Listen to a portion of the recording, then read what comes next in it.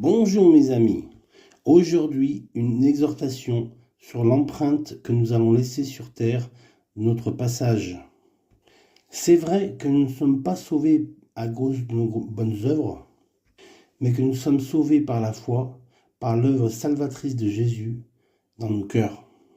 C'est l'œuvre de transformation perpétuelle de grâce en grâce qui nous amène à vivre une vie chrétienne sur terre. Dieu a préparé d'avance des choses pour nous, des promesses qui se réalisent certainement. Il est important de chercher la face de Dieu, mais aussi de se laisser guider par son Esprit Saint. Il est important de chercher à comprendre comment entrer dans les bonnes œuvres que Dieu a préparées pour nous d'avance. La vie comprend plusieurs saisons. Parfois, nous croyons être plus forts que Dieu, où nous désirons voir l'exaucement de nos prières avant que Dieu l'ait décidé pour nous.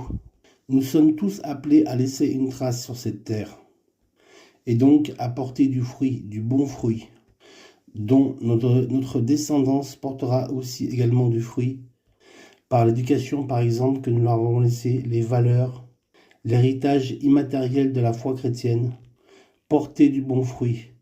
Et ainsi, nos enfants suivront notre trace et ils porteront aussi du bon fruit. Le Seigneur parle de 1000 générations. Il faut vraiment y penser. Ne pas passer à côté de notre destinée. Dieu a prévu une destinée pour nous terrestre. Et si nous cherchons sa face, si nous sommes fidèles dans les petites choses, il nous en accordera de plus grandes.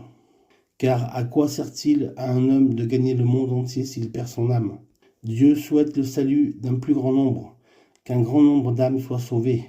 Et c'est pour cela qu'il nous invite à être fidèles dans les petites choses, à aspirer aux dons les meilleurs. Notre récompense n'est pas due à notre mérite. Notre récompense est due à sa grâce, à la grâce de Dieu. Dieu récompense toujours nos bonnes œuvres. Et il déclare dans sa parole, quand nous serons devant lui à l'entrée des cieux, de la nouvelle Jérusalem, « Bon et fidèle serviteur, rentre dans la joie de ton maître. » C'est cela à ce que j'aspire. Je veux entendre ces paroles prononcées par Jésus-Christ quand je serai en face de lui devant la porte des cieux, de la nouvelle Jérusalem. Le salut vient des Juifs, le salut vient de Jésus et nous invite à accomplir de bonnes œuvres, les bonnes œuvres qu'il a en réserve pour nous depuis la fondation du monde.